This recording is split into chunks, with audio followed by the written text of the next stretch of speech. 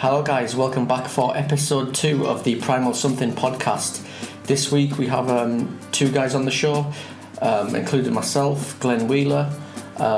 We've got Stephen France from Made4TheCage, mixed martial arts promoter, health enthusiast, fitness enthusiast, businessman, politician, and everything else that goes with him. And then we've got Ben Holden, who is currently a student at Sunderland University. He currently studies journalism, doing his masters, but is very interested in sports, especially mixed martial arts, and is currently the journalist for Made4TheCage and all of their events. So this podcast just dived into the recent Made4TheCage event, Made4TheCage 23, which was over at Rainton Meadows Arena. Had some great fights on the main event, which was James Mulherron versus Ruben Wolf, and the co-main event, which involved Northeast mixed martial artist Ryan Scope. So during the podcast, we basically get the fights up on screen. Because personally, I'd never seen the fights. I'd heard about them obviously in the news and everything else, but I wasn't at the event. So we went over the events.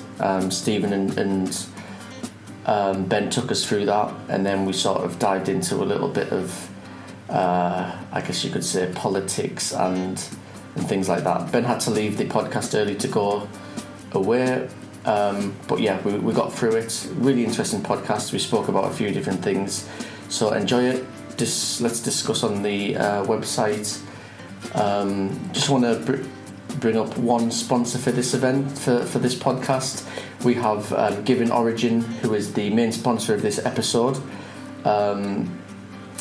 Given Origin are a brand consultancy company in Newcastle, currently based in the city centre. So if you're a small, medium or large company, even a start-up who are looking for a new brand or looking to improve your brand, then Given Origin are definitely the people who you should be speaking to.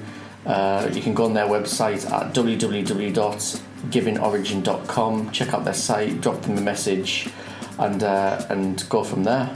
So yeah, let's dive straight in.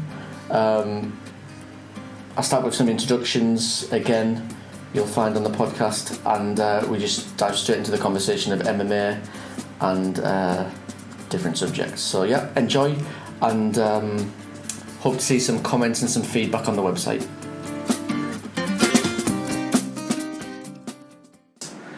So Ben, I just want to go straight in really. Talk about currently what have you been doing over the last few years at university and stuff like that? So I'm in my final year now, 4th year. I'm doing a Masters in Public Relations. Completed my journalism degree, 3-year course.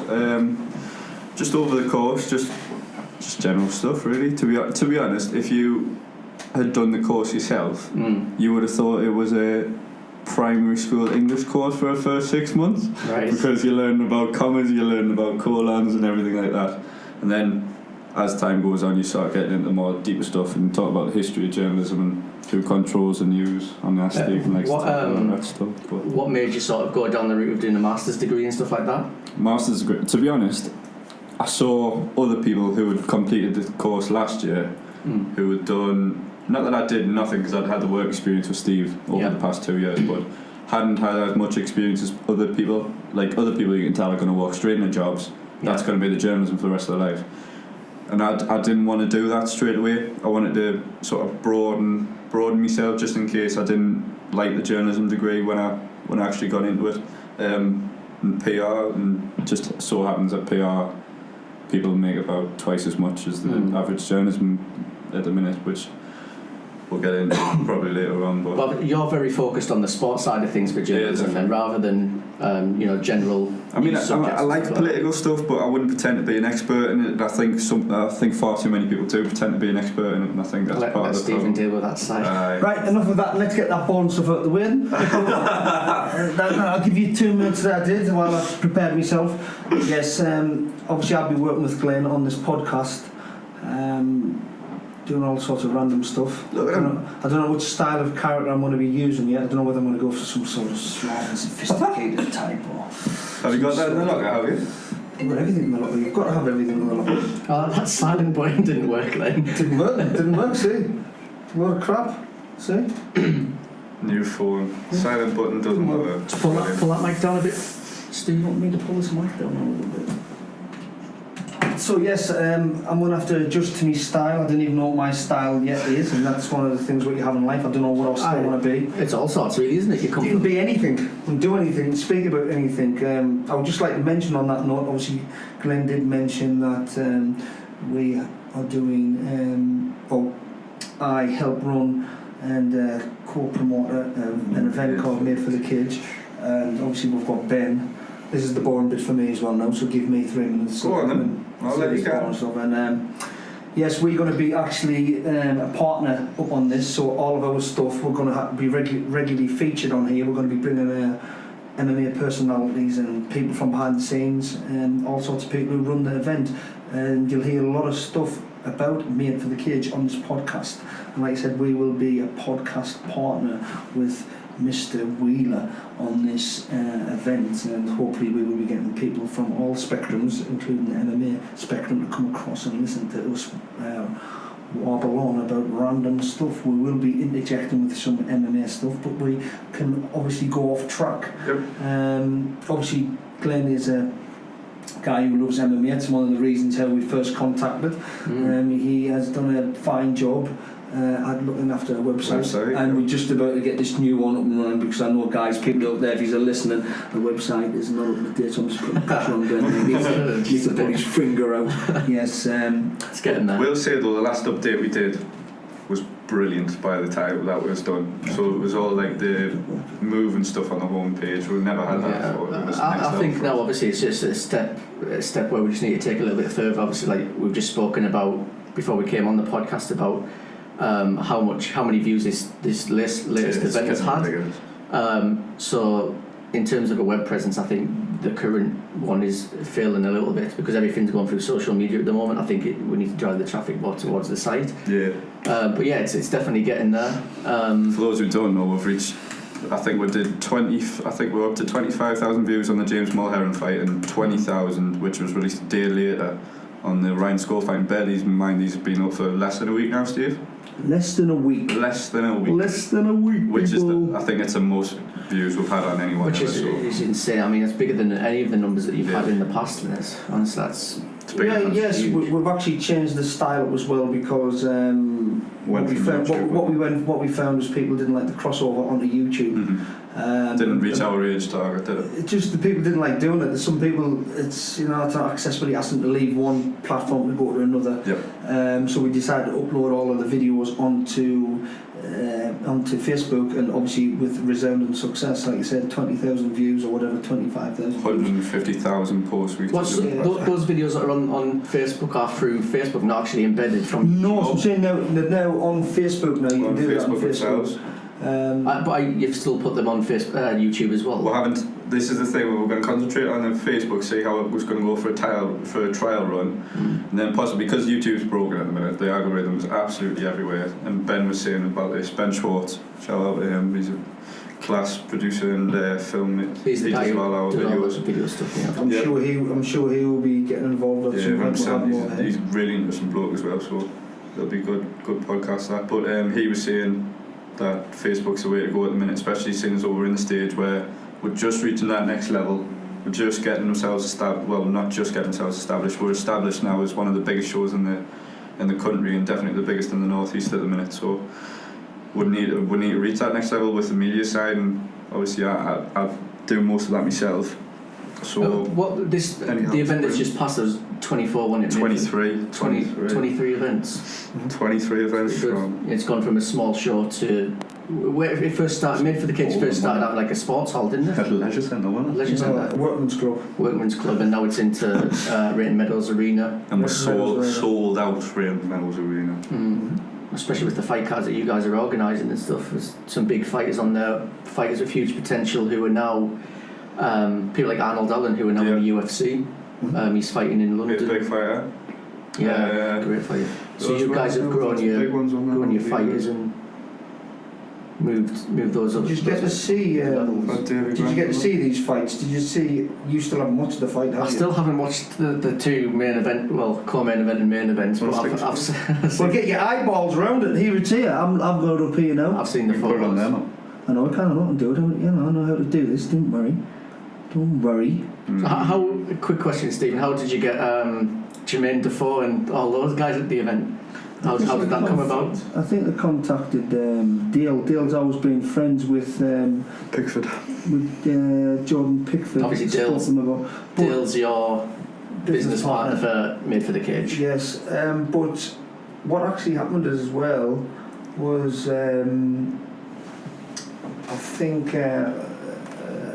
James Mulherron's friends with the physio at Sunderland, and he contacted James and asked if he would want to come down and use it's some sort of was it like a hydro pool or something? It's like, I don't know, maybe it's like a super freeze thing. Yeah, it's a super freeze thing where I've heard a lot about this type of the benefits of this. It's they use them in the UFC and everything. Joe uses them quite a lot. Some of them use them in like tubs, isn't it? I've seen them use them. If you want to be really basic, I've been to gyms, and the past gyms where we've trained at, they'd fill it wheelie bin up with ice, literally fill it up ice, and you'd sit inside the wheelie bin, and that helps you get rid of all of the lactic acid and all of the bad blood and everything. It's that sort of old school sort of recovery method, but in a much more scientific, much more high technology, and I think it's one of the only ones in the northeast. So because of the level of the guys who were fighting, like James Mulherron being top ranked fighter in Ryan's scope, the same. Lou Long. Lou Long as well. Yeah, Lou Long, but Lou Long wasn't in the ice tub. We're just talking about the two people and how them people come along. Then people they got invited to go down to the training stadium at the Sunderland and. So that's at the stadium, is it? Not at the stadium, at the training ground. At the training ground at Sunderland, and then they went down and then spoke a little bit about them. Obviously, you must have seen Jordan there or some of the fighters. Some of the players, and invited them down, and they got down there. We had loads of lads down there, didn't we? We had John O'Shea, George Honeyman, Billy Jones. And obviously, I think someone said the Newcastle captain was down there. Yeah, Jamal Lascelles, which I freaked out a little bit. Yeah. Had a little fight. But let's get back to this fight here. I'm actually on 22,300 views. This is James's fight, is it? James, have you got it up there? Aye. Have you got it on? Should be able to fire it up. Are you putting it on there? Should I? You go for it. I've got my Mac open. Oh my word. Apple TV. What we're going to do? We're going to do a James fight first? Do you want to do a Ryan fight first? No, we'll just have a look through it. We don't have to speak through it. We don't have to... Fast forward at the end of this round. Fast forward? Just why is it coming on? It's not coming on there. Apple TV. Are we on there now? Yep. Yeah. Yes, we are on there. Just a quick point though. I have never ever heard a crowd as loud, and I've been to the arena, I've been to Wembley. I have never heard a crowd in such a condensed condition be that loud. For the considering it's 2,000 people. What's Wembley? 80,000 people. The backdrop of this fight, people. You all do know what the backdrop of this fight was, don't you? Ruben beat Mulherron previously. Oh yeah, this is the one where he broke his leg, wasn't it, James? In the last fight. The last fight with Ruben. Yeah. With Ruben, yeah. He broke his leg. He's been on 2-fight win streak since. He's recovered well then. He looked a lot bigger and all in this fight. Oh, James. No, Ruben looked better in this fight. Never mind bigger. I think a lot of people were actually questioning whether he was actually coming to have a fight. That James was going to just steam through him, and obviously it wasn't the case. I mean, the first round looked. Look at that, man! It looked as if James was going to finish him in the first. And you think, he's going to steamroll him. He's going to go through him. And couldn't believe he recovered. Couldn't believe that I recovered. That's one of the things about James as well, because people look at him and they think, has he really got a lot of gas in the tank? And obviously he has. He's one of the. It's the reason the boys call the Juggernaut. And I think he comes from a good stock. His dad is very much this similar. I think his dad used to hold a world record at press ups. He actually did. Seriously? Oh, yeah, we're going to have to get the. You saw James's dad animal. I think I've seen photos of him. You know, training. and it must be good for James to have that much type of support behind him, have someone, that type of figure in his camp. I mean, and that's another startling thing. His dad actually still trains and spars with his son. And I'll always remember before one of his fights when he turned around and said, yeah, I think he's about ready, Steve. I've had a little bit of a tussle with him yesterday, and yeah, I think he can do this. And you're like looking at him, like, that type of rapport, you know, with your father. But That's him in the corner there. You can see him there. But these two come from just, I guess it's just boxing, stand-up fighting. It's who does all know for James? both of them. well, no, James obviously trains with Phil DeFries. It's his best friend and training partner. He's an MMA. And obviously Phil was one of my teammates. But in terms of wrestling skills and jiu-jitsu, Yeah, that's what they do. So Phil, you can't get any better jiu-jitsu. I think Phil DeFries was the European champion at purple belt when he was like 20-year-old. Especially for a lad that high. 20-year-old was the European purple belt champion. Yeah. So when you're looking at that fight, I can tell you this now: James can take the fight anywhere you want. Anywhere you want. He trains with, like I say, he trains with Phil. Wrestles with his dad. Wrestles with a guy called Decker, and all big units. I mean, John Marshall, who was. I had a couple of fights with him. I mean, John Marshall's 26 stone. Tony 26 stone. Tony Mustard. This is a big heavyweight fight. And I think up there you have it. He's knocked him down. Good point. That's where he's knocked him down. Watch this though. Watch this. This is for a solid minute. He gets punched Ruben Wolf in the head, and he recovers. And watch the way he comes back in the second round. Still a lot of time in the round as well. You're thinking here, it's right. And someone was asking us over there, them little punches, they're nothing. Them little like taps in the face. I was like, them are not nothing. These are 18, 19 stone athletes. Look at him. Believers. You know, he's unleashing it's a 20-30 punch combination there, and Ruben's he's absorbing it. He's not blocking it. He's thought, I'm not stopping this, so what am I going to have to do? I'm going to fire back. That's a nice elbow. But at this point, Ian Freeman, who's legend of the sport, was going, I have no idea how he's going to recover from this. And everybody in the ground was saying the same thing. Everybody in the ground was saying the same thing. He was saying he's going to finish him here. So was Jay Furness. Because he looks a bit dead on his feet there, doesn't he? He's walking about. He's absolutely zombie at this point. Yeah, he's dead on his feet. It was incredible, honestly, mate. You should have come. It was one of the best fights I've ever seen live. I mean, I've been to a few events where James look at that crouching back. Been fighting in the main event, and the place is just like he's supporting the North East is unbelievable. He's golden boy for us at the moment, isn't he?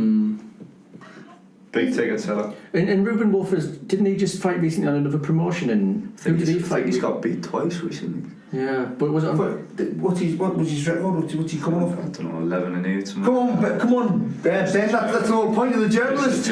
Come on. I'm meant to know every fighter in the world. I think he's about 11-8. I don't think his record was that impressive on paper when you look at it, but when you look at some of the lads he's fought, you understand. But obviously, like you said, it doesn't matter at the end of the day. It doesn't matter because at the end of the day, he obviously it was the only defeat on James' record. Yeah. So James obviously wants to get the notch on his belt. Yeah. And this was a much harder fight for James. Where's he from? The last Ruben fight. Wolf? Germany. Beast, man. I actually think he's based in Vienna. I think in Austria. I think he might be. Actually, I think he might be. Yes, I heard a story. And I think you're right. But I think he lived there though. He's like a resident of Germany. This was a much tougher fight for James, or wasn't it? But when these fought previously, did he take the belt off James? Yes. So this is to retain his European belt. No, it wasn't, because Dale took it off him because he hadn't defended it in a year. So James won it back. No, it was open. So James retained this one. Yeah, because that's what we do. We have a limit on. You can't just have somebody who. Sit with it. They can keep the belt. They can keep the belt, but we can revoke it if we want to. Yeah. I think if it hasn't been active over a certain amount of time. When was it then? Tommy fought Lou. It was last year, wasn't it? It was 2016. So Lou was just inside that bracket.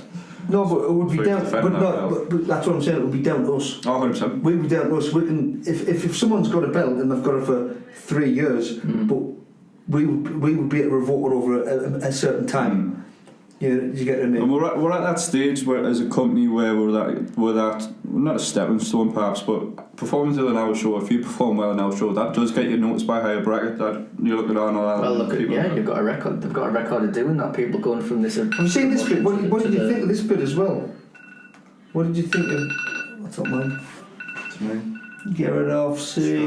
What did you think of this bit when some people were saying where Ruben's like, you know, he's saying he's been hit in the nether regions, you know, or he spat his gum shield out. I did see a preview of that where he spat his gum shield out. Is he noted for doing this? Ian Freeman said it best. He's been noted for doing this a couple of times. I'm not calling him a cheat because it's a legitimate tactic. You look at Yoel Romero in the UFC. They do it all. Oh, they drop the ice bucket in the corner. Or had to wipe himself up. You seen that video of him going, I don't know what I'm doing. The thing was, after that little 10-second rest, he actually come out swinging. He regrouped a little bit. He got a little bit energy. The thing is, though, when you're fighting a lad like James, that's not necessarily the best strategy because the lad's relentless. If you're giving him time to rest as well, he's going to come back twice as hard. That's twice as hard. Yes, but the other thing as well, because at that weight, anybody can knock each other out because they're big and heavy. Yeah. You just need to land one big punch. And he did. He landed a couple in this fight. And it's over. Yeah. It's over. Them elbows and all from close range. When was it that James got hit in? The very end of this round. I was sitting cage side, like right cage side for this. You can see, is there? Why is once, it? Once again, James in control here. He's still in control. Oh, yes, he's I would say James was technically by far actually go on. He was by far the better technical fighter. Ruben is a monster. This is the thing. He was a brawler, wasn't he? We're coming up here. But James is still in control. 20 seconds to go. You're thinking, how on earth is he going to do anything here? Look at his eye though. At this point, oh shit, it's bad at this point. Stitches and stuff like that. I guess. This is absolute mammoth. Watch. 3, 2. Bump. Oh. And you feel anxiety in the crowd, like, oh, we've been here before. What's going to happen here? I want to talk about this actually because we had a couple of comments on this. This round was stopped for a little bit because of a low blow, was it? Yes. So that's why the time has gone to 0 and they're still fighting. So we didn't actually lose track. We didn't lose track of time. We've had a couple of comments. How come it's only 3 rounds? Is that just professional? We had a couple of 5-round fights on the undercard with the UAR lads. And the bell there. The crowd at this point are going like. You can tell that it's like a very, very tense atmosphere at this point. Do you reckon that if there was another minute left on, he would 10 seconds. Ref would have stopped. He was flat out, wasn't he, James? Surviving, but he did it well. He heard the sort of clap out with 10 seconds to go, and he flattened himself out and protected himself. Look how James comes out here for the third round as well. You would never known he got hit. Nah. It's insane. When he's still on the front foot, he's pushing forward. He's getting hit still. But he's not taking a step back, and that's what James. He's never going to take a step back. He only knows how to fight. From all the fights I've seen, and I've been to the event 7-8 times. Yeah. I've never seen him take a step back. He's just forward. Well, did you see that fight against Damien Lake, wasn't it? With the spinning back elbow. Yeah. Spinning back fist. So I was there for that one. I've never ever seen a boring James Paul Heron fight. He was a giant and all, and he was quite ripped, that lad. Are we allowed to talk about why he didn't get kept on the bird top? Who? James. Nah. I wouldn't give them the platform. But it's an image thing. You look at James and you think, he's a tubby little lad. Look at Mike Nelson. Well, exactly. Doesn't mean he's any less of a fighter. In fact, James is he's a legitimate elite world-class fighter. Of the, when you think about jiu-jitsu, you think about quick movement, transitions. Well, Roy Nelson, he's one of the best black belts in the world in jiu-jitsu. And the way James moves as well, you think he's a lightweight. It's incredible. He's light on his feet. Absolutely incredible. I think what it is in America, they're always going to have that thing that's the American hero, isn't it? Yeah, it's Hulk just Hogan thing. They want this type of, and they've got these ex-NFL stars and who are like wrestlers and they're like 28-stone monsters. And I mean, no disrespect to them, they're doing the thing. And you look at Alistair Overeem, he's a world-class fighter, and he looks like that. You look at Brock Lesnar, he was the UFC world champion, he looked like that. But you think of Roy Nelson, he never ever got this sort of media exposure that he should have. All right, he's an easy story to sell. All James can keep doing is winning the fights and beating the people in front of him. But he did that. He did that at that show. He did it against a top 10 ranked UK fighter, dominated him, and then didn't get kept on. Well, that's what a lot of these American promotions like. Look at UFC. Look what UFC did to fighters. Look what they do. Cutthroat. That's why if I tell you my honest opinion, I like UK. You know what my thought is? You're going to talk about GSPs and all. They've got their platform. No disrespect to UFC, brilliant brand, fantastic. Same with Bellator, they've done it brilliant. But Bellator, brilliant, all brilliant. But for me, UK MMA. This is my platform. This is what I'm going to do. I'm going to help these guys. I'm going to talk about these guys. That's what I'm going to talk about. You can Google any amount of platforms and you'll get anybody talking about the same McGregor stuff, the same GSP stuff. You got people doing websites out of the bedrooms with MMA news. What's the point of recycling that? We need to give all these guys a platform. Let's talk about this fight. Let's talk about James is doing. Let's talk about what's happening right here, right now in UK MMA. And like you says, hopefully the guys can get to where they want to be, which is no doubt they want to be in Las Vegas or they want to be in the UFC. Like say, I've been fortunate enough to corner somebody in the UFC, and it's a fantastic opportunity. But we need to stick to this platform, speak about these guys, and hopefully it does come along. Hopefully it does come along. That's why it's important for both of you guys. Obviously, you're promoting it, Stephen, and you're covering everything for the UK. And this Made for the Cage is probably the biggest. What you've got to remember is exactly the word what you've just used there, Glen. I'm promoting it. We are promoting it. That's what we're doing now. We're speaking about that. We are marketing this. This is the whole point of doing this podcast because we are promoting this. This is not just what we're doing it for the North East, but for UK MMA. Yes, that's what it is. So yes, they've got their agendas. America, good luck. That's why I said earlier on there. No, I'm not going to. That's not for me to talk about. And actually, when you were going to bring up the whole GSP thing, I was going to say, what about GSP? That's up to you. What about? Well, I don't want to. Fantastic. I don't want to talk about fantastic. Brilliant. That's brilliant. But for me, there's not enough money in the sport. Certainly not in the UK. So how do we solve that, though, Steve? By doing exactly what we are doing now, speaking about it, speaking about how good and how great the athletes are, who we have here now. How good Ruben Wolf was coming across and putting a fight like that. That's what we do. They've already got enough traction. Them people, and we can cross over, obviously, but we can speak about all of them. It's not necessarily just UK MMA, there's European MMA, which isn't getting the sort of exposure that it should be now. Cage Warriors has become on Fight Pass now, and fair play to them. Anyway, but I'd just let you round off though. That was James's fight, and obviously it was a fantastic fight. It was an unbelievable fight. It was one of the best ones we've ever had on that show. Have you got a charge for this, Glenn? Have you got a charge? You're useless. I haven't, but I can open this one, doesn't matter, Steve. I can open this one and do stuff up there. Okay. I just wanted to get Ryan's up next. I can have a look here. I was going to say something. Sure, both about Lou UK MMA, like people like Conor McGregor and all those type of stuff, they would never be where they are without UK MMA. Well, he was on Cage Warriors, wasn't he? Exactly, that's where he came from, and if it wasn't for those type of people trying to sort of... Absolutely. And I think he appreciates that as well. You know, he's got them belts still up in his house. He shows them off wherever he can. Can you get on the Facebook page and then get Conor? I don't think Conor's necessarily forgot his roots, and I think it's a brilliant thing. Same with Bisping. Bisping's huge now. Bisping came from UK MMA. Well, look where he's come in the last year and a half. Oh, he's a superstar now. You know, top boy. All the drug stuff that's been kicked out of the UFC, and he's now coming out beating Anderson Silva and all that. He's got a big fight against.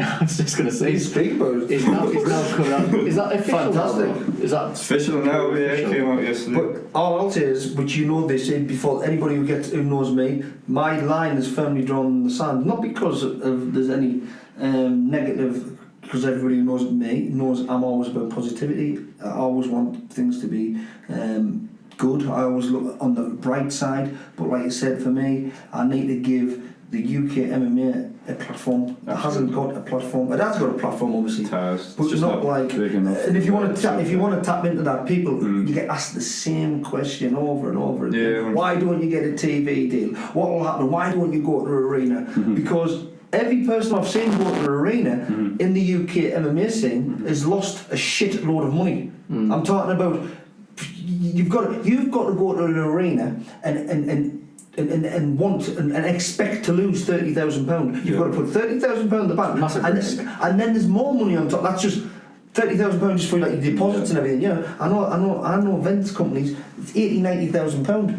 Yeah. Who can do that? Who can put a show on where you're going to constantly lose £80,000 or £90,000? It's insane. So someone says to me, "Why don't you remortgage one of your houses?" What? But What type of businessman? I've actually seen somebody remortgage the house to put an MMA show on. Not This is a rhyme. not an MMA show, an MMA event. It was a what do you call it when you have like a get together, like an MMA. Like an award ceremony. I don't know awards, just collaboration type of thing. Just like you meet and greet fighters and fight, and there was apparel companies. This is the sort of thing that I was talking about. What you've got here, this type of setup here, honestly, this is at another level, and this is where I was looking at stuff at the weekend, and I was like, I've never seen stuff like this from Made4TheCage. We're doing bits. Class. It's absolutely class. That was Angie who recorded. Well, obviously getting back to this fight, eagerly anticipated. Ryan, undefeated record, very popular guy. Huge for the crowd. We have obviously represented him in the past in the management banner. They're looking dapper. Yeah, and Can we talk about this actually, Steve? Because the crowd, especially, because usually with MMA shows they lose fans towards the end. We actually had more people in for the James and the Ryan show. We retain our fans all the way to the end. And there's Lou Long as well. He's a beast. Look at the size of him. For welterweight, he's massive. If he fights Carl Amamuso next, good luck, Carl. Because honestly, boys are monsters. I saw that. So who called him out? Lou did it himself. If you've seen the interview what I done as well, I did say it, winner takes all. That's what I give respect for both fighters here, because whoever walked away with the win was walking away with a lot. I mean, it was big build-up. I don't necessarily think Ryan's lost any of that sort of credibility, because he was fighting at welterweight. If anyone touches him at lightweight, I mean, I know he wants Chris Fishgold, but that's a huge fight, even coming off a loss. He's lost none of that credibility. When did Ryan last fight before this? It was ACB, I think it was last year. I think it was about this time last year. Because Lou Long fought more recent than that. Oh yeah, I mean, Ryan's probably his own biggest critic in terms of how often he gets in there. He's had loads of injuries, bless him, but it's part of the sport. He's got himself sorted out. I always knew that. I always felt that Ryan's strike would be a little bit crisp. Look at that. Oh, what a kick. Very crisp strike. Standing straight, he's expecting a right hand, he throws a left hand kick. And he was so close to him there as well. How the hell did he get his foot to his dexterity is amazing. He's a proper elite fighter. Like, this is the thing. This was why this result. I'm saying both of them. 100%. Both of them. But this was, from a local standpoint, Ryan's been the golden boy for 5 years, I'd say. That's all three of us have done that now, so at least we're on level 2. Put a pound in the jar. But so for Lou to come into his back garden and get this finish was incredible. It was a shock moment, no matter how elite Lou is. You say so, Steve? Pardon? It was a shock considering how good Lou is. For how good Ryan has been for the past 5-6 years. For me, like I said, it was just, I could have went either way. Yeah. It was so close, you know. Nice again, brilliant. This is what I mean. Straight on the chin. I interviewed Lou straight after this, and he came out, despite the win, and said, I am absolutely livid with that performance. And I was just looking, like, I can't believe what you're saying right now. Like, you've just finished one of the top guys in the UK, and he was fuming. Because he said my game plan was thrown out the window. I've never seen this. How the hell? Because it was a rear naked, wasn't it? Why is it went so slow? I'll have to sort that Apple TV. I can see it clearly here, though. But at this moment, Ryan's on top of him. He's got him in backside control. And he's absolutely pounding him. But Lou is obviously a legit grappler. Oh, he's brilliant. We literally can't talk about how good they are. Yeah. It's So it was finished in round 1 as well, wasn't it? Finished in round 1. Ryan took it hard, mind you, saying that 20 minutes later he seemed alright and he seemed a bit relieved about it. He built himself so much. Yeah, that was something what Lou Long actually come out with when he says it might be better for Ryan that he's had the loss. And Lou didn't mean it in any negative way. He didn't mean like it's good that he's had a loss. He says it'd probably be better for him because that's now gone. It's gone now. You know what I mean? Ryan can move on, and that's what Lou was trying to explain. I do think it's now up to Ryan. I think obviously we still know that he's got all them attributes. He can still do all them things, and he still has all them opportunities. It's how he gets back in, and I'm sure that he will get back in, and he will do what he's got to do. This is so crafty, this. Yes, like she says, I like this. He's actually going attacking his legs here. Look at this, and Lou's doing well. He didn't realise how hard this is. Lou looks so comfortable on the floor, though. It was unbelievable. He does. Look how Ryan was really attacking to the legs there. And I like this by Ryan when he pulls a rubber guard. But Lou straight away knew he had to take him to the cage. Took him to a taxi ride. Yeah, straight away took him to the cage. And he's doing that to nullify all attacks. Watch this. Ryan's getting up, which is right. You wall walk here, don't you, Steve? Mm-hmm. But watch what Lou does. Yeah, just that left leg round, and then he's got his back. It's brilliant. It's elite level stuff, that. Mm-hmm. And then that was the finish. Lou Long is brown belt, isn't he? He's a brown belt in Brazilian Jiu-Jitsu. Oh, he's a proper level fighter. Like. Jesus. You give anybody a run at that weight in the UK. You're just looking at the groundwork there. He did the same when he fought defending and attacking. He was just so slick. It's like he done the same when he fought Tommy Quinn. What was the lad called on the last show from TriStar that we had? He was one of the lighter weights. I can't remember what his name was, but he was incredible, and that was probably the best performance of groundwork we've ever seen. That he was tightening an armbar and he just flipped himself out. It was incredible. But that fight was up there with it. Definitely. Give you a shout out to Harley. I'll give a shout out to Harley Efficient Heating. And it was actually Smuggling Duds. Smuggling Duds. Smuggling Duds. Right. Ben Warman, if you're listening out there. Smuggling Duds, yes. Good friend of ours. Yeah, if you want any stash pants or boxer shorts, get on their website and get the stuff. But he's Ben at Smuggling Duds has obviously supported Ryan a lot and sponsored him quite a lot. He sponsored quite a lot of elite athletes. I mean, I'm not involved in sort of the business side of Made4TheCage, but you know what sort of the elite level companies are doing with like a single brand. Mm-hmm. I think Smuggling Duds could be that for us. Well, they do some big stuff for UFC fighters as well, don't they? They're always, I've seen them in the UFC. They've had and people like that. Yeah. It's always good to be associated with good brands, brand affiliation. Yeah, they're brilliant. Moving on, like it says, because we're all running out of time, because you have unfortunately got to go to something called work. Horrible thing. Christ, horrible thing. It's a hard life. I've got 15 minutes. You've got 15 minutes, is all you've got? That's all you can give me. That's all I can give. I would like to give a shout out or speak about Louis Garside, who I've trained with. Who I think... Did he fight on the event just gone? He fought in that event. That fight was performance not... of the night. Well, yeah, some people have said that as performance of the night. Trains out of Spartan Gym with Wars. Shout out with Warren Oliver. But he also in the last year or two, before Reece McAllister, who was our striking or Muay Thai coach down at Made4TheCage Academy, he did. Do a lot of striking with Louis, so I got to know him a lot better then. And his sister. Yeah, Becca. Yep, both of them, believe it or not.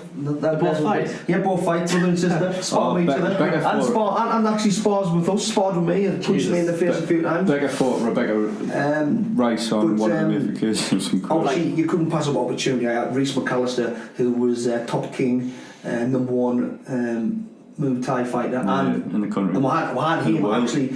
It's brilliant to see an athlete actually on the way up. I mean, it's brilliant to be a world champion in any sport, even if it was tiddlywinks. But a lot of the time, you'll meet somebody who's a world champion afterwards. You're like, oh look, it's still brilliant. Yeah, he's a world champion. Or Mike Tyson was a world champion. You always want to give him credit for that.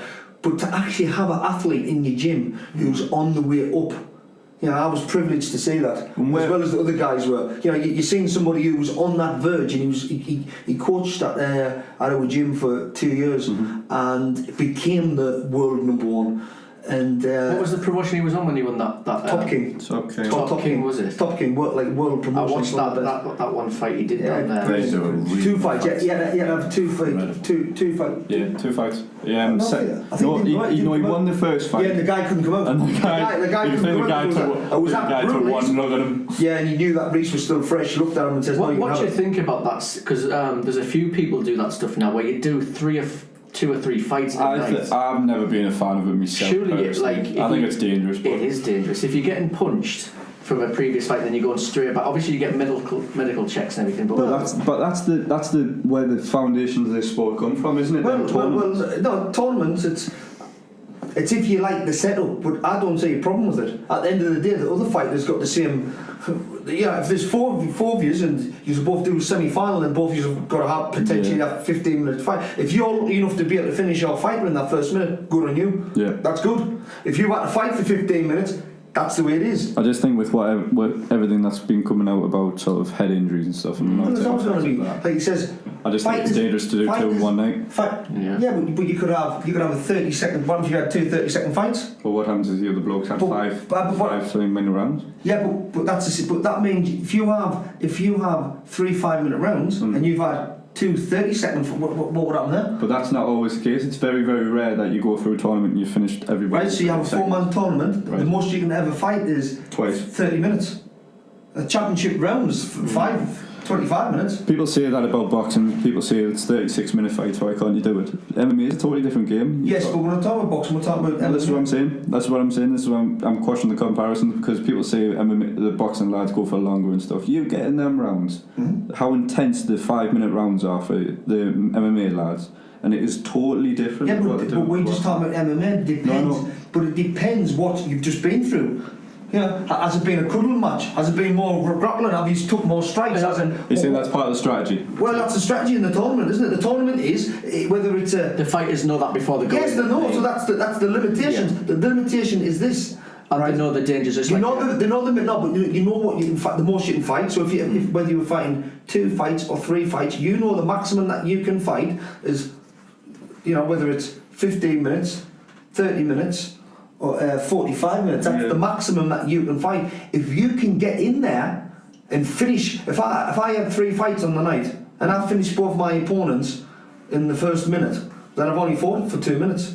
If I could then get in the last fight and take loads of heavy shots, that's the thing. You know what the perimeters are. Like you said, I'm not. I think that'll probably be the minority. I think most people would agree with you on this point, but I just think it's.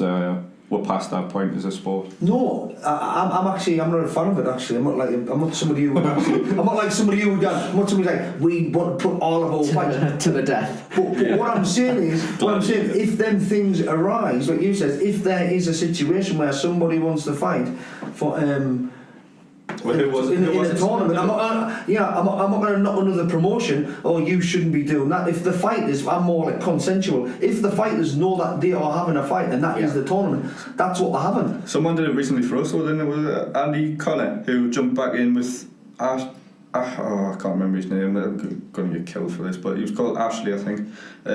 He jumped back in because the lad's opponent had pulled out at the last minute, and Andy Connor jumped back into the ring despite having 1 loss already in the night. Everyone else would have just gone home probably. Yeah. It was incredible. Yeah. You touch on that subject because what you start touching on is how important journeymen are to the sport. Like, have they got a role to play? Because sometimes you look and you say, well, the sport wouldn't exist, I can tell you now, or it would be very hard if you didn't have people who were willing to step up. Yeah. Not just like that on the night, I mean just in general. Mm-hmm. They've got all sorts of and even then though you still get the odd shock. I've seen shocks.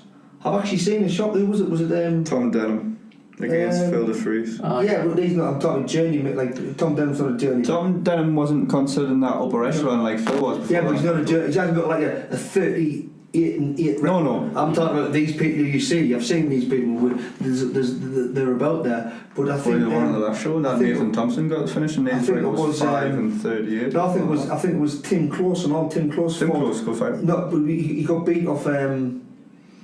I can't remember the guy who got beat off now, but he got beat off somebody you'd class as a journeyman. Right. But that can happen. It doesn't matter. You should never disrespect anybody. Them have got a reason. Especially they've still got to, like I've just said, they've got to, you know, it's win with a punch or a kick. Yep. Or a choke. I don't think you can disrespect anyone in fighting, especially when you're getting into it. It sounds terrible. I don't like using that term, like you said before, but getting into a cage that's locked. Well, now you. With someone. I like You've the term got to cage. respect. You've got to respect that. I like the term cage because you I definitely got wouldn't do left it. because of copyright, but I hate the term cage fighting because it seems so animalistic. It's. I think what it is. It's the connotations about it.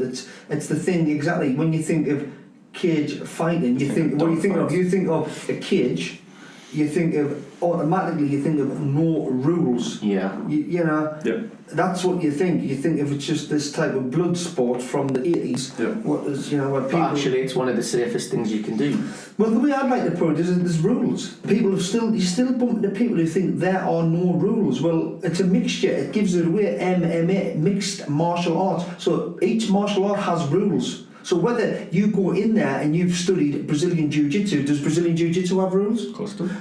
If you go into the octagon and you study Muay Thai, does Muay Thai have rules? Of course, it does. If you have studied wrestling, has wrestling got rules? Yep. So all you're doing is putting them three aspects of fighting styles, which have got rules, into an octagon, which has got rules. There's not a case of this thing where you're going and killing people. And medical staff right there on call, so if anything does happen... If you heard what I said just 10 minutes ago in the conversation, fighters' safety is paramount. Yeah, 100%. It's got to be paramount. I think Dale and you have put that forward since day one. It's got to be paramount. It's got kind of, there's no, you know, because you see other shows, you see other people, you see, and we're not just talking, we're not going to just talk about, we're talking about combat sports, we're not just talking about MMA, we're talking about other shows. You've got this massive thing, huge explosion now of white collar boxing. Yeah. Everybody can be a boxer now in 8 weeks.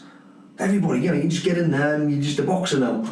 You know, you see unlicensed shows. It's the same charity shows, like they're talking about the. Well, just unlicensed. What is unlicensed? What is unlicensed? I'll ask you that question. What's unlicensed? It's just not regular. It's Well, not. you've not... Someone's told you that you're not. Yeah, authority, isn't it? Do you have the authority to do that? Do you have the authority to Exactly. do something? If you don't have a TV license, you don't have the authority to watch that TV. So who's it? So the boxing. With boxing, it's the British Board of Control. Yep. That's what it is. Is it? Well, that's what it'll be. You got contacted recently, didn't you? By UK MMA, who were trying to sort of regulate sport and become British. There's people. Well, that's the funny thing about it. But I could make we could make a company right now, and we'd call it the UK MMA Board of Control. But no, it's even boxing. We could call it the English Board of British Associates of Control. Right. Does that mean we're licensed now? Or we're licensed us now? What's the difference? Well, what is the prerequisite to be licensed? What's the license? The license me to sell them pictures on the wall? Right, I want to license myself. I'm the picture licenser of the UK. Just someone. What does that? What happens there? What does that mean? Yeah. It doesn't. So that's actually quite a funny thing because unlicensed, licensed, unlicensed. So it's unlicensed, but then because that's what it is. You got these companies who they've set themselves up. Yeah. I think there's one called like something it's licensed. Right. But they'd still get called unlicensed. Yeah. So how does that work? How does it work? Now, MMA, yeah, you've got somebody down in London who's we're going to make a licensed MMA board. Yeah, loads of people now. And then I'm in Sunderland or Newcastle. I'm going to say, well, we'll make a North East licensed board. Where does it? It's a tough one because it happens across all sorts of different things. Like we have in the web industry, you have like the RA sort of group, which is basically you become part of that group. You're seen as like we've got the CIPR. It's like all that the Reba stuff when well, do you really want to get deep here? Do you really want to explore what we're talking about here? Because he's only got 10 minutes. He can go. Next time. Just us two can carry on this thing. We'll just carry on. See you later, Ben. You're going to have to miss this juicy part. Sorry, you've got to go to work. No, but the point is, we've just been looking at data scraping. Or we've just been speaking about data scraping. Yeah. Can you get that up there? on Apple TV? The post. It's just something. No, we're not going to just glimpse over it. Just glimpse over it. Don't worry, you're not going to be here. Don't worry, son. But no, the point is, you then get these official sounding companies and organisations, right? So then we set up something we're called, because you talk about fake news, massive fake news. It's the biggest thing in the world. But everything's fake. Unlicensed license is fake. Not everything is fake news. No, but what I'm saying is, who gives these, what we're talking about, these authorities, that's what you're talking about, aren't you? Like these web groups, so then you get an official sounding domain name. An association. So we're going to call it the British Press Association of Ethical Studies of Social Media. .co.uk. Right, so then you tap into that and you've got these stories. Yeah. This is the regulation. It's funny that because Brad Burton was saying the same. Brad Burton was saying that. First Brad mentioned not because I was Brad, if you're listening. Not because I was doing a seminar with him and he said because he's very rough and ready. That's his style. You know, he wears like these jeans and he's got these Adidas Gazelles on. He's not materialistic. Yeah, he's got a baldy head and it's like tattoos down his arm and you're thinking, what? Who's he? But he said that there's people contact them on social media and they'll say, this is not respectable. The way you present yourself in the motivational industry and the professional speaking industry, this is who's regulate that? Who's put that rule? Yeah. He turned around and went, wait a minute. We've just got the social media regulation guide. Yeah. Wait a minute, page 44. I've actually opened this up. Page 44. Paragraph 6. You must not use the word shit in your tweets. There you have, Brad. You're out, son. You're out, son. You can't work. And it's the same thing with all these other things. It's like, right, well, who regulates all that? How does that work? It's the same with anything. So we buy the domain name. What did I say it was called? What was the domain? I don't remember. The ethical. Something like that. But it comes across like that with the RA thing.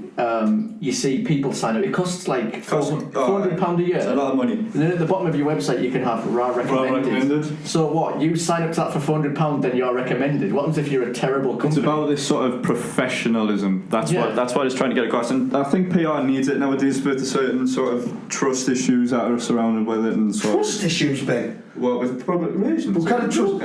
Who's the biggest public relation? Who's the biggest public relations out there? What is it? What, PR stuff you mean? Like what you know? News corporation. What is the agenda? Well, bigger than that. What is it? Who makes the rules and regulations up? Politician? Yeah. What's their agenda? This is the game. Who's doing their public relations? Who's doing their public relations? Anyone and anyone. Who's telling us? Well, answer that one. That's the thing. They put rules in place that we have to abide by. It's everyday life. It's always been a societal thing, though, hasn't it? That you need to be in some sort of guidelines to do anything, and it's those people. But who makes up them guidelines? Like, and then you have this thing. Oh, the elite. And then you scratch the surface, and then you've got these like official sounding websites and companies. Like the something association of this, and you're like, that all sounds amazing. Is that not a trust thing though? That you see it? Yeah. So you get like you said, the raw at the bottom. So you get this official sounding thing, and then you realise that it's just financed by a billionaire. You look at the funding, and then it's like the funding is of somebody who's tied to a political entity. I actually think some of them are very good. I think, for example, the CIPR, I think it will enhance What's the sort that? of industry. What's that? It's the Chartered Institute of Public Relations, and I think they are doing the right thing at the minute because there is so much stigma. Who's behind that? I wouldn't know, mate. I wouldn't know. Well, what's it sound like? What did you say it again? Say it again. Let's sound how official this. Say it again one more time. It's official. Yeah, let's no the actual. The actual whole thing that you interrupted. Listen. What is the name of it? What's the name? The Chartered Institute of Public Relations. Ooh, there you have it. We've said it, people. I don't think it's always necessarily a bad thing, is my point, though. I think that what they're doing is good for the industry. But do you not think the world's become so vast in terms of social media? That's two for you now. What are we going to say then? Like public relations, PR, all that type of stuff. Everything. How do you even control that now with the way we're connected? People are sick of it. You can't, and that's sick of it. So what? So why do we even have these things in place if it's obviously It's just some sort of like structure. It's like a governing body set of rules. Yeah. But literally, does anyone actually follow that anymore? It's an old school way of working. I think innately we all do. What's an old school way of working? Like putting rules like governing bodies like that in the way. I think innately we all do it, don't we? Like, I've never even heard of it, and I do PR stuff. What does it sound like? You've never heard it. You've heard this thing. What does it sound like? What's it called again, man? Chartered Institute of Public Relations. What does it sound like to me? A load of bollocks. Yeah, but there's somebody sitting in an office and he's like in charge of the... Getting paid for it to do what? And to put what in place? If you're on... Yeah, it's sort of like it's like a regulation, yeah. Yeah. How would you know? Get it up. Let's have a look at it. Let's have a look at this. Oh, well, here's me never getting into it. Let's have a look at this. Say it again, what is this? What's it called? Just for the Chartered Institute of Public Relations. Just for the record, me, Ben Holden, thinks it's good. No. I never said that it isn't bad. I'm just saying these are the things that come up with all these things. Look. That's the boys. Huh? A couple of my lecturers were involved in it now. Huh? About? Can you go to about? About they don't have one unless it's at the bottom. Here we go. Right, but yeah, Our organisation. Right, the CIPR is by far the biggest member organisation for PR practitioners outside of North America. So this is for the whole of Europe and South America and... Yeah. Alright, okay, I thought it was just a UK thing. I think it's starting as a UK thing, but Who owns it? This is now the question. I think it's just run by us, you know. Who's us? Yeah. Me? So wait. Well, it could be, yeah. It's just an everyday bloke, I think. You're falling for it. I'm not, man. So an everyday bloke, some Tommy who drinks at Steel Social Club, up Thorny Close, he's come up one day and just thought, I'm going to start this off. I'm going to get into this. I think so. No. You'd have to probably go on company's house. Is that not the same? Relating this back to MMA quickly before I go. Is this not the same as anything that people have seen that there's money interested in it and they're trying to make? Well, what is it? I'll tell you what we'll do. It's a business, essentially. It's a business. So, if there's a business, then it's motivated by, what do you think? Money. But there's one thing what's more... Power. It's all about power. Yeah. And that's their mission and their vision. Best practice. What is best practice? Ethical standards, research, practitioner, academic leadership. Putting sort of regulation behind it, isn't it? Mm-hmm. Yeah, there's something behind it. There's a mission. There's something in there. What you see in there that I'm not? I want to know who owns that. Right. So you'd rather be because back to what we said, the reason I'm saying all this full circle is because when you get like licensed, unlicensed.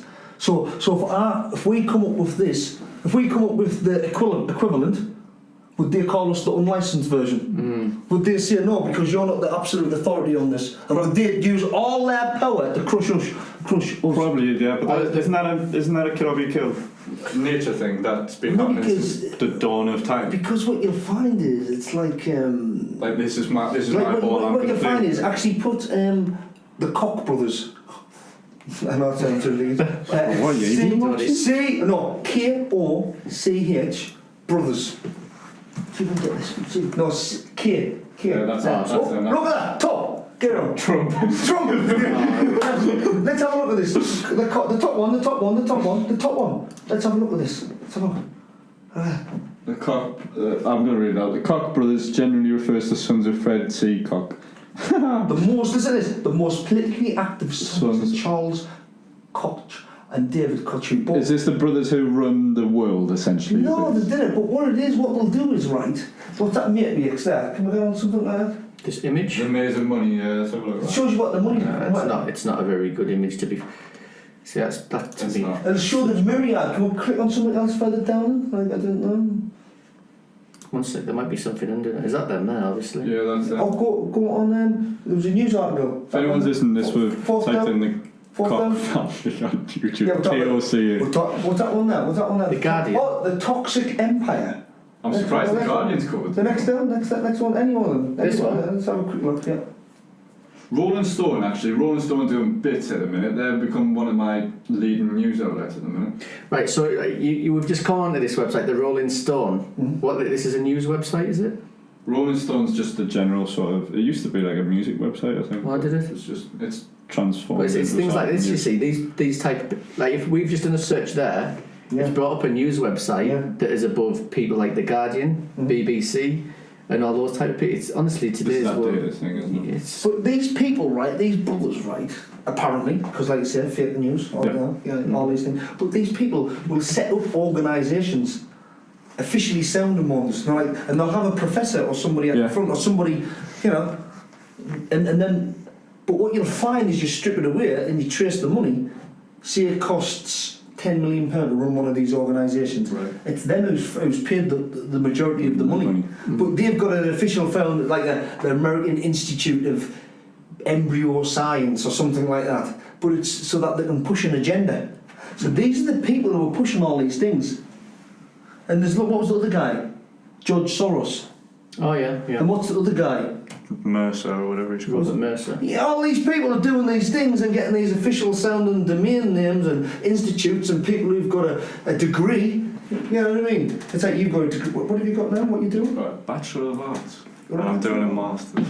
You've got a Bachelor of Arts, you're doing a Master's. Right? Yeah. So I'll come along and I'll say, will you be my front man?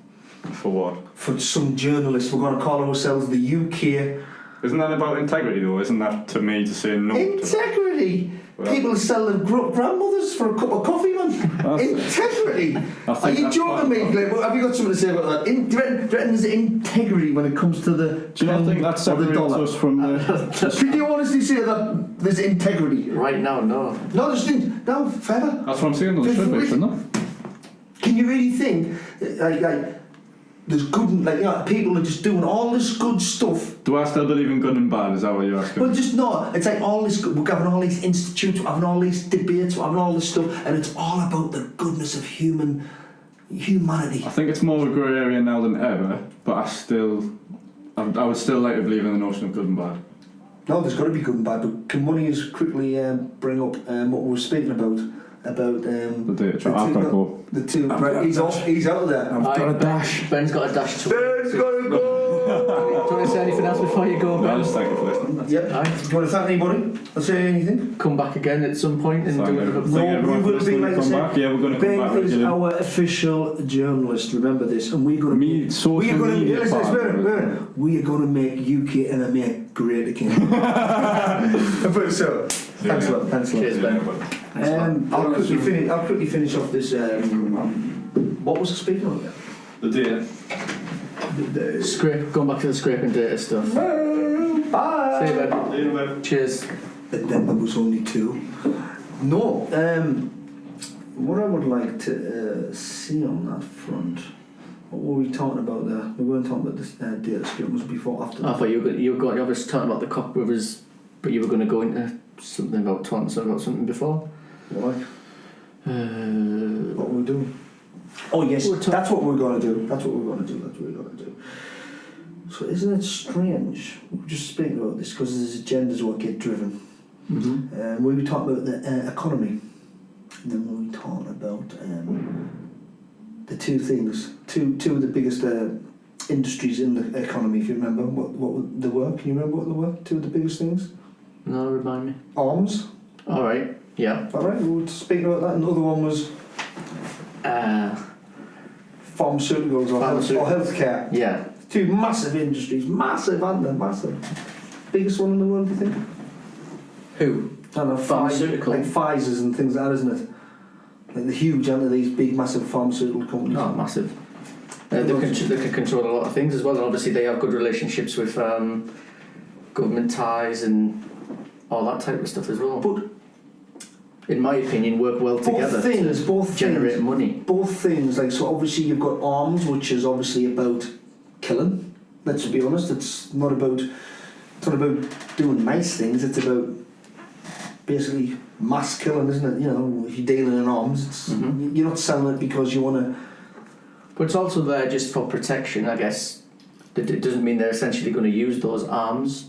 So if I've got a big, massive gun underneath me bed and I just want to use it for protection... You could have that under your bed for 20, 30 years and nothing would happen. But then just have it for protection. Yeah, well, not in the UK. You can't have it. So governments can have it, they can sell them. Armies can have it. Armies, we can sell them armies as well. And the other thing is pharmaceuticals. So then we've got drug companies, but that's obviously to make the world better, isn't it? Or so you say, you know, like disease and things like that. But then did you see that guy who had he bought the rights to this HIV drug and it was only $1 to make, but then he was selling it for he was selling it for 1,000%. It was a corporation. So then it starts questioning, and that's what I was saying to you is. But isn't that just? I could come back to you and say, isn't that just good business? Well, that's the point. I thought we were supposed to be doing good for the world, though. So that's what I was going to say. So, them two industries must be surely worth billions or trillions. Yeah. What do you think? What do you, in your opinion? I'm asking. I've asked myself this question. Mm-hmm. What do you think would happen if we took them two industries out of the world economy? What do you think would happen to the world economy? Just God. Just out. Come on, took them out. It would be a very, very different place. So basically, we need to have disease and mass killing and machines to survive. Could you say that? Yeah, probably could. We need them two industries. Where has that started from?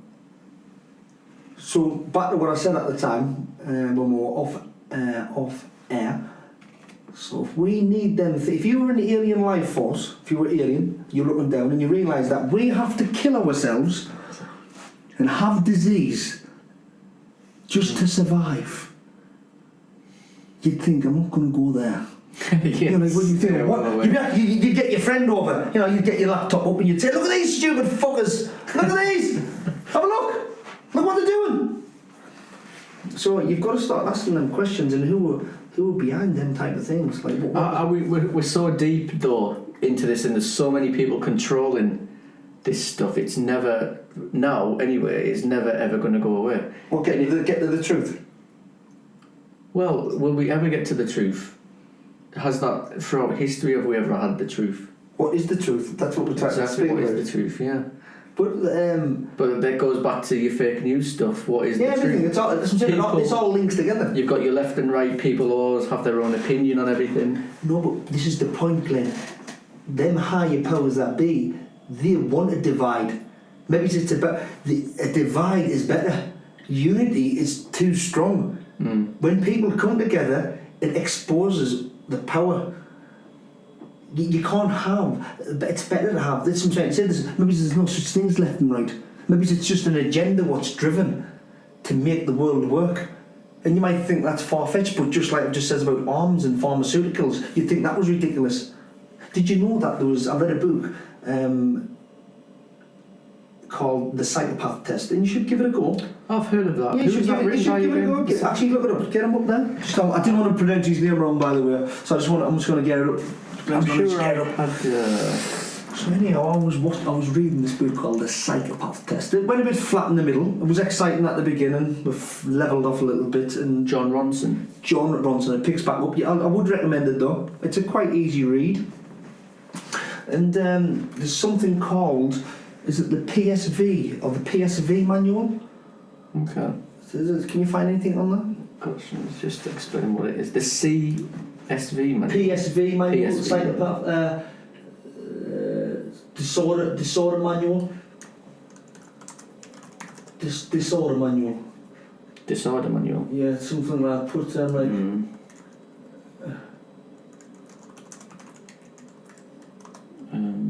It's something. See if we can get it up here. Is that the top one there? PDM. Is it PDM manual? That is the one I think it is.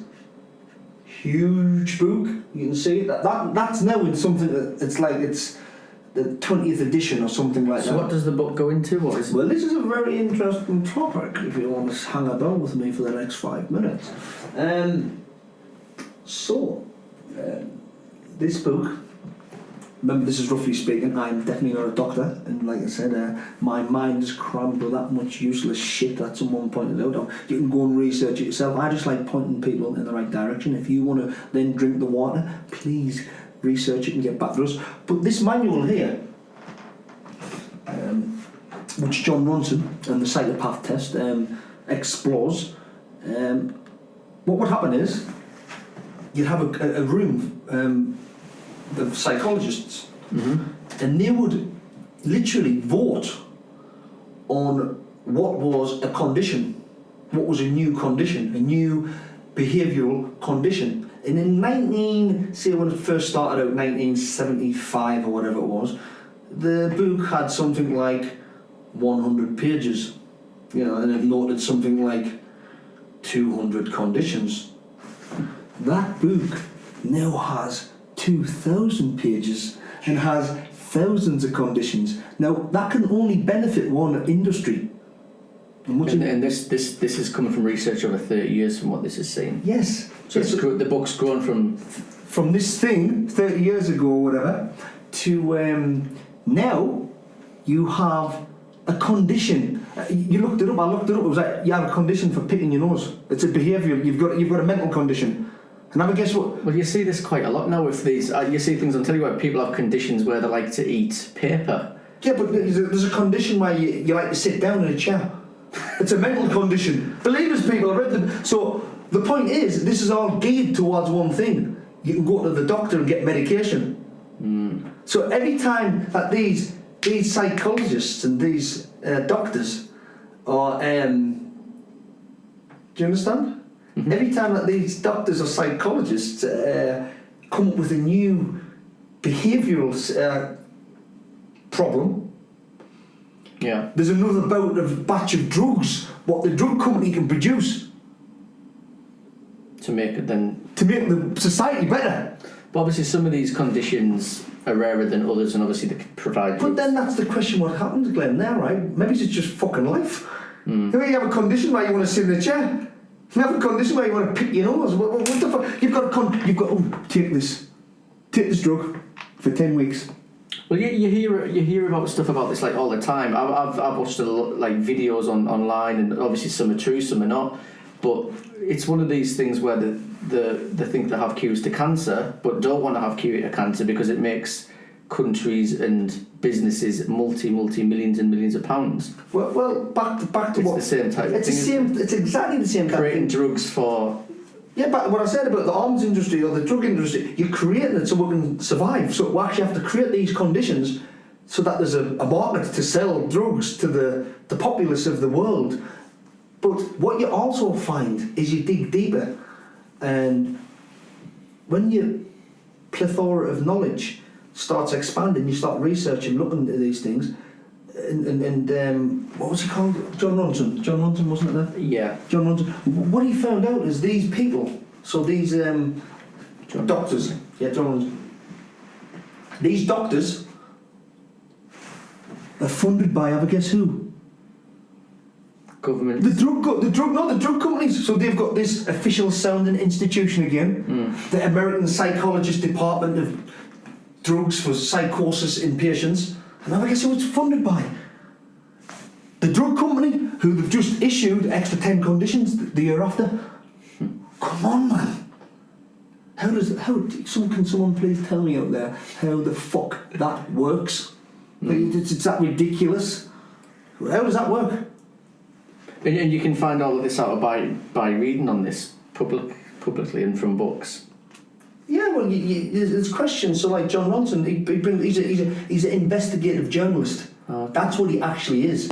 He'll get a subject and he wanted to understand what the psychopath test taking was. into it and documenting it. Yeah, he documents it. So and obviously writes it down. He writes it. So what he done was he wanted to understand what a psychopath was. So then he actually finds there's a person who actually has come up with a test. The test is the psychopath test. When you class someone as a psychopath, the immediate thing you think is like they're fucking crazy or something. That's the immediate thing. But actually, it doesn't. A psychopath can be something different. But the irony is, this is the irony of what we're talking about now, is that they make general life sound so you crazy. So Glen's got a condition because he likes sitting in a leather chair, and there's some Glen likes to. Do you know what I mean? He's afraid of hair, or like he's. This and then they're like, oh, I know what you need for that. Yeah. This will help you. Yeah, I know. I've got a guy who he'll only wear black shoes. Oh, he's got a syndrome. It's a shoe syndrome. All right, you might just like fucking wearing black shoes. Yeah. No, it's a syndrome. You got something wrong here. And maybe you go that like you look and you're dissecting the craziness, and when you dissect that much, you actually just get to a point where that's just normal behaviour. Yeah. I was watching.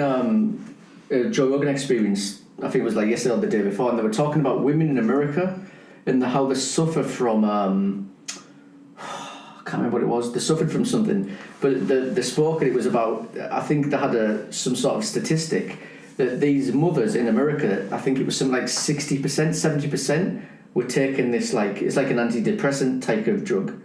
60% of the mothers in America, and they're paying for that. It's like, Jesus Christ. But actually, do they actually need that? Well, but they do it and they sell it. In that book, in the psychopath test, it said that this children as young as like 2-year-old getting diagnosed with ADHD.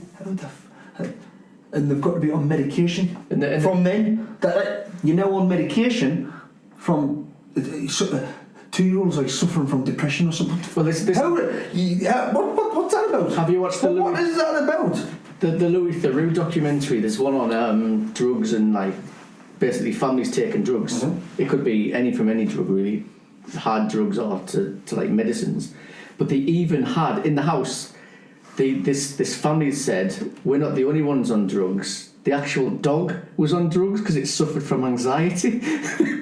And that's coming through vets. They're paying money to the vets to give the dog a tablet because it suffers from anxiety. I was like, oh, fucking hell, how are you can How far you got? How far is it going to go? So getting back to what I said before, you think that it's a bit far-fetched. Can you imagine if they took all of that out of society, all that money?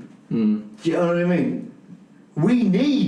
The economy needs dogs to be... We're living in a society where dogs need to be depressed so that we can have a nice economy. That's where we're heading. How do you find the solution? What's the solution? We need all the way down to your cat is depressed. It's suffering anxiety. It needs to be on antidepressants. How the hell do we combat that? Do you not think that's a similar situation to now, like, if you have a dog, every dog now has to be chipped? It's a legal thing.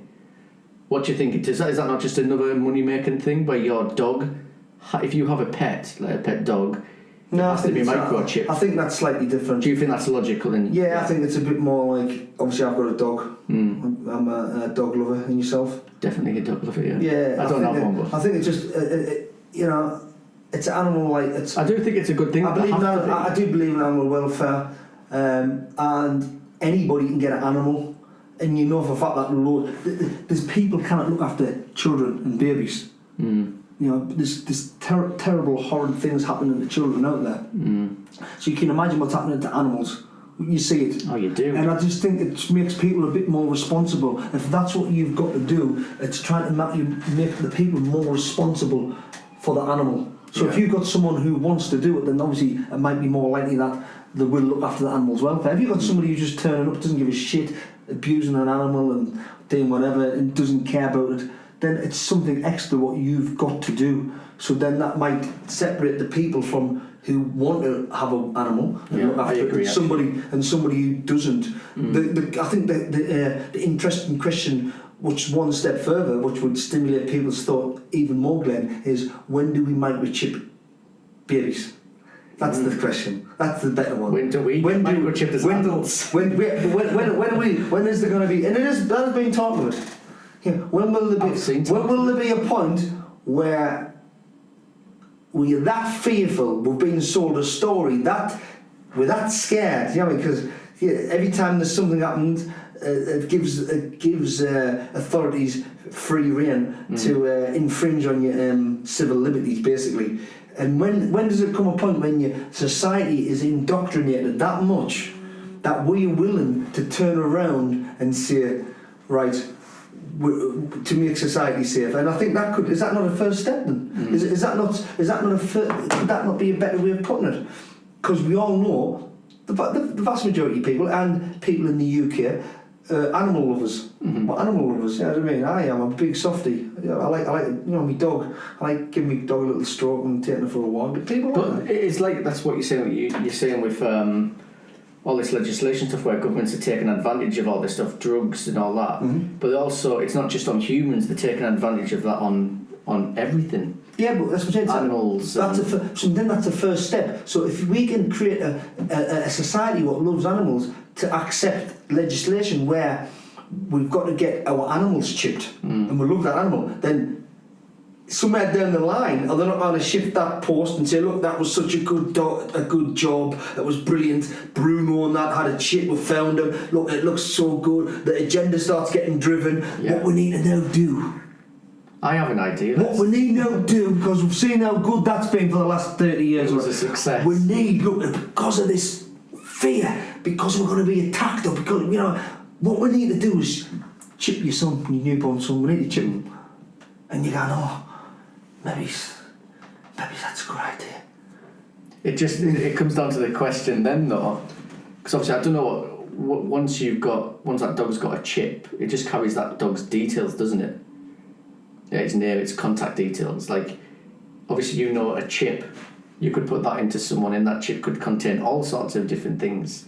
Could be obviously somewhat tracks you. Like, exactly in these phones, you're tracked. There's a tracker that's as small as a fingernail that can track your movement. Yeah. How far do you take this? Kids get lost. Kids get kidnapped. How far do you take it? It's like you're not just getting lost.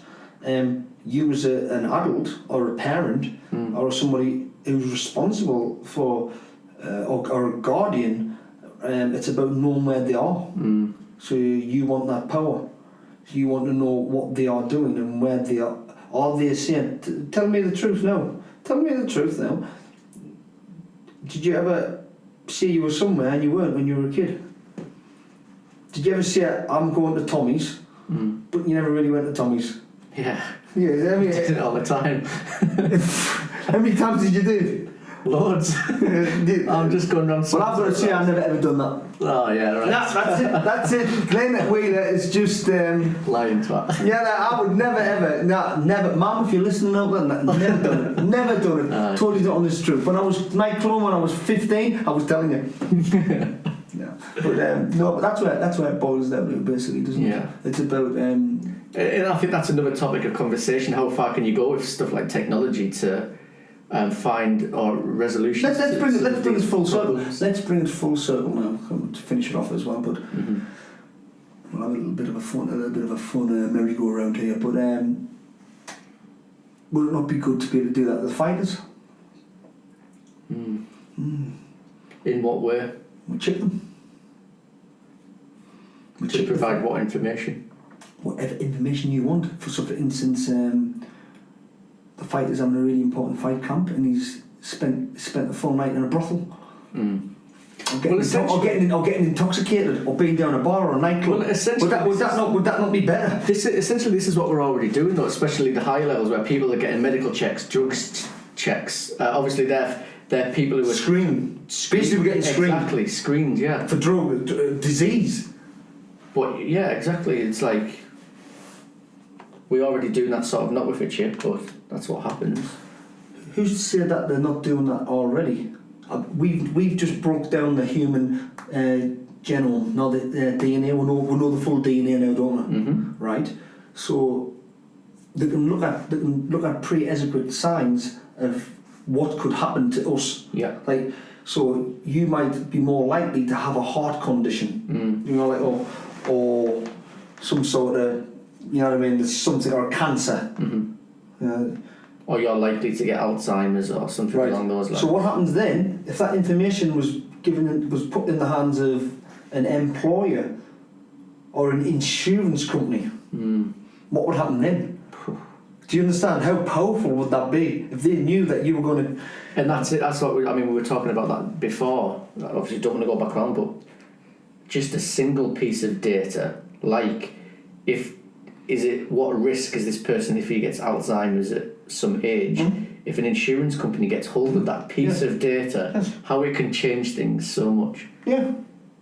And that's why, obviously, even something like your eyes might, if they've got the gene and they know that that's good for them. They can read it and sell you things. And that's what's happening now with that. Getting back to the scrape. But that's where we're. So But the problem is, people are so free. People nowadays, they give data away so freely. Like I can see where you were yesterday. I know you were in Swindon because of your Instagram. People can track that I was at the train station at whatever point. I was eating in a restaurant. People give that information away so freely these days without even thinking about it. Why is that? And it's just because it's the fault of technology. Is it a fault though?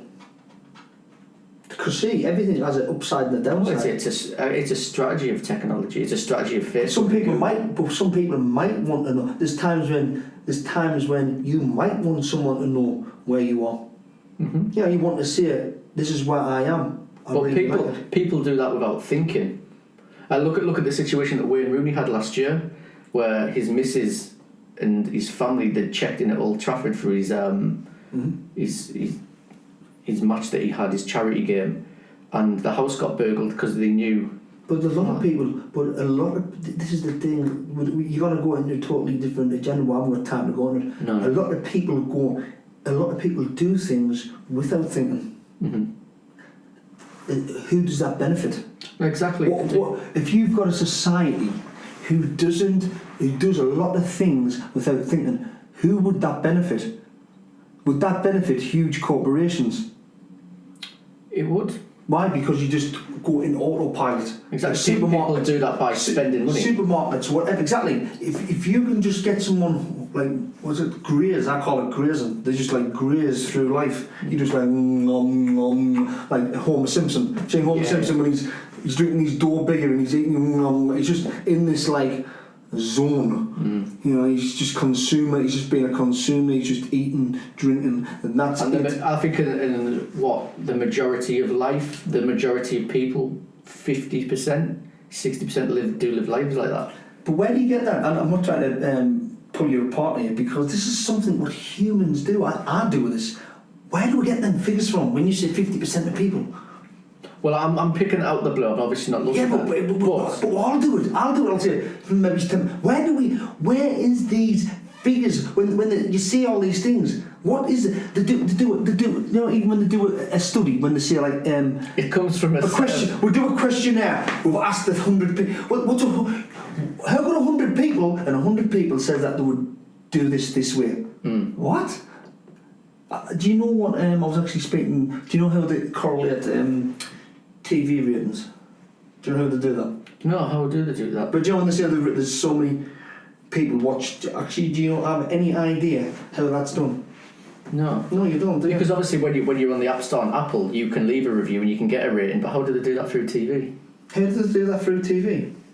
It just must be the amount of people that are plugging into the channel. Amount of people? Do you think that's just plugging in? They just plugged it in and just there you go. They can see. There you go. They can see the number of people watching. No, believe it or not. Think about how random this is, and this is getting back to us when. Remember, I'm killing you when you said, 50% of society, 50%.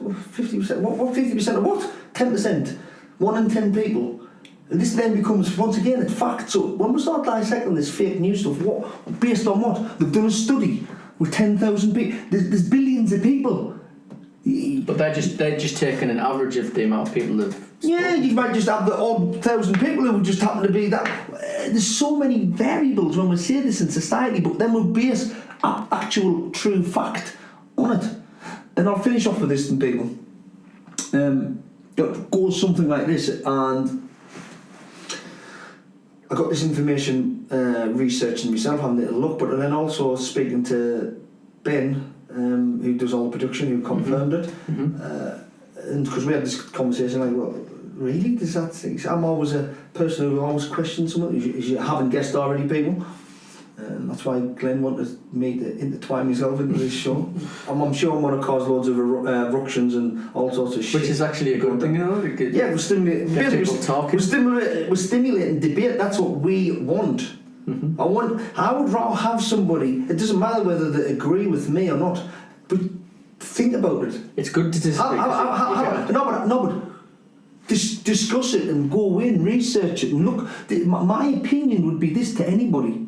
You take everything with a pinch of salt, but if you just use one area to get your knowledge from a shitty tabloid in the morning while eating a bacon sandwich. There might be some truth in it. There might be a little shred of it somewhere. But then you go home and read a book. And then you didn't just read a book by that one author, you read another book on a similar topic. Then you switch the telly on and watch a documentary. Then you go onto your computer and you have a look.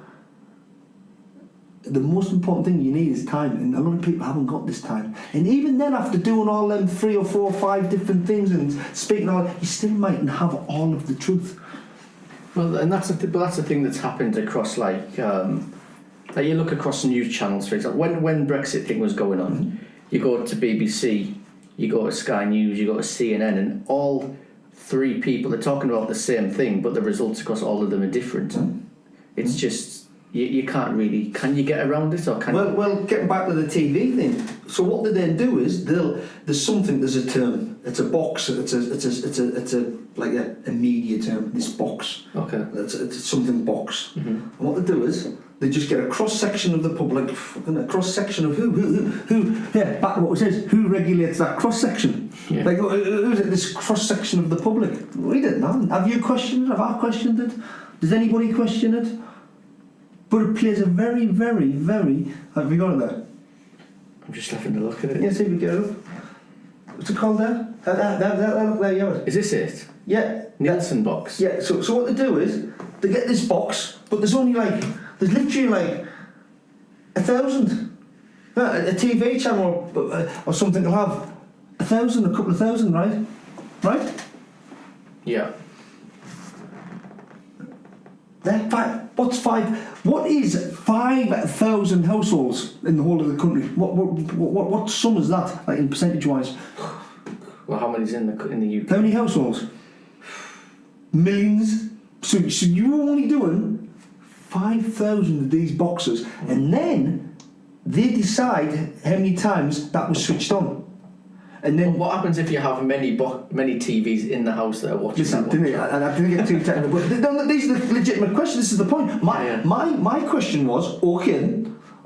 So you've got 5,000 boxes, which then you project how many people watched.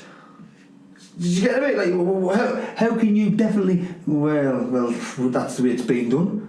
But that's still very random. It's like random, isn't it? You just have this box. It comes here. Look. Again, it's coming back. If you just read that first line,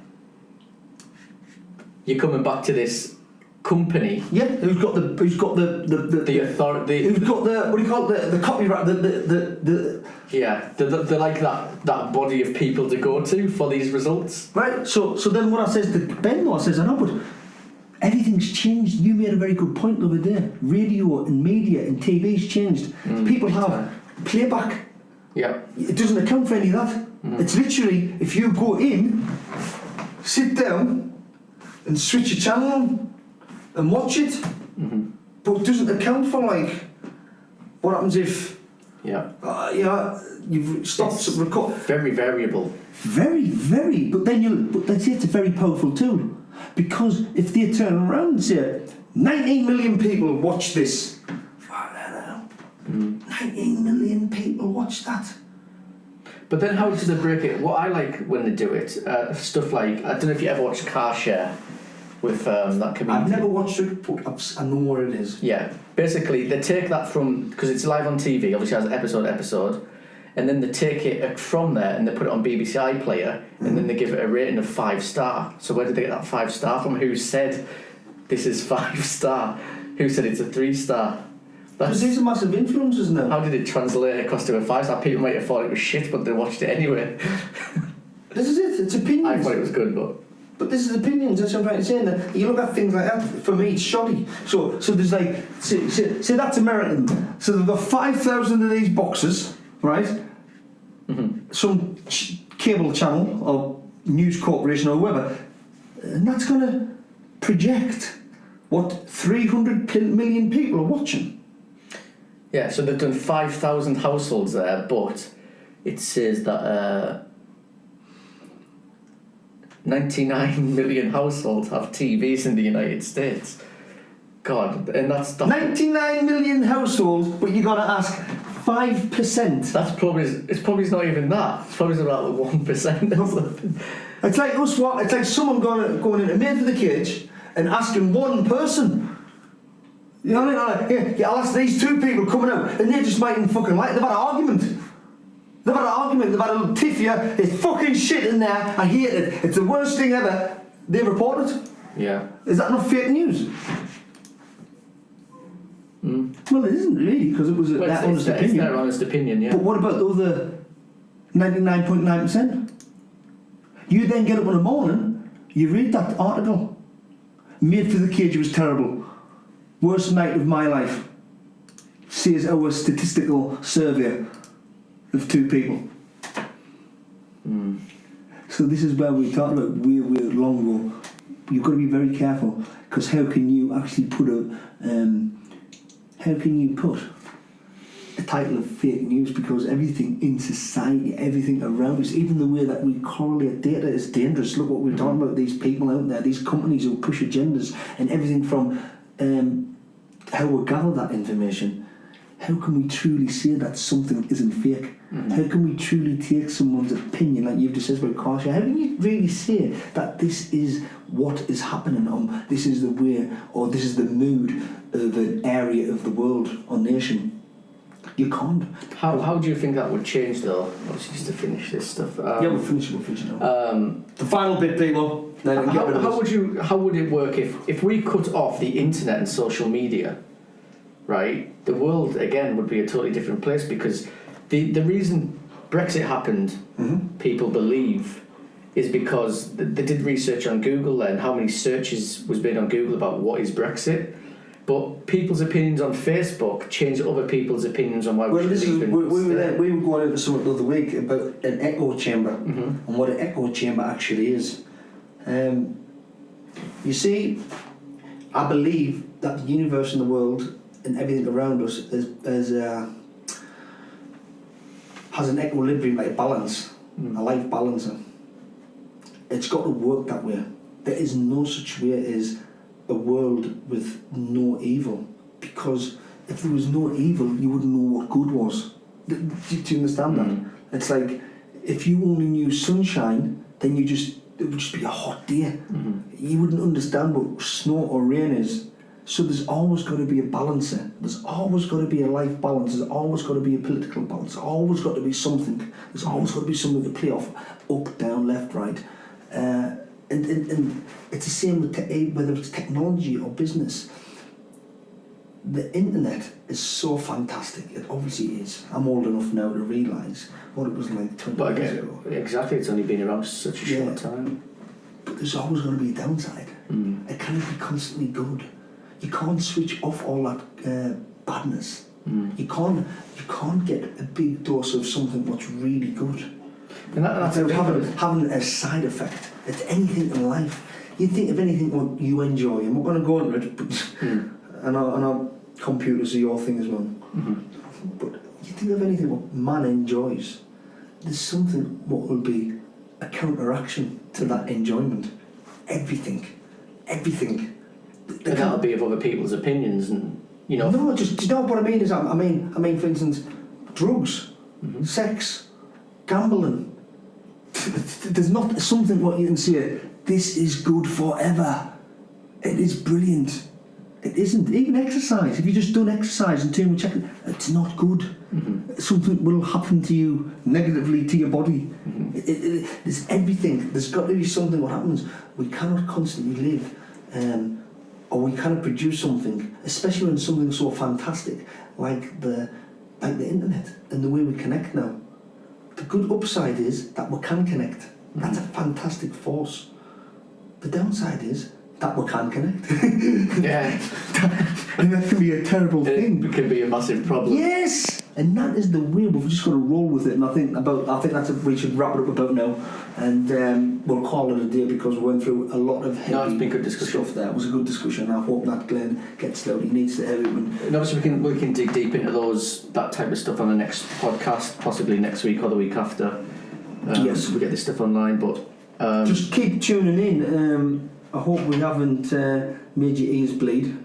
I think going forward, obviously, it's a variety of stuff we want to move forward with. It's a brand new podcast. We're just learning as we go. We're just chatting as we go, I guess. But it's always going to be like this. We're just going to be random. We're going to be just in there divulging, and hopefully we can build up an audience. Yeah. Thanks a lot, people. Thanks Until very next much. time. Bye. Cheers. How long did we do? That was a long one. What would you do? Would you put that on, or would you split it into two? Nah, just put it on. Mine heads was an hour the other day. 57 minutes ours was. That was An hour?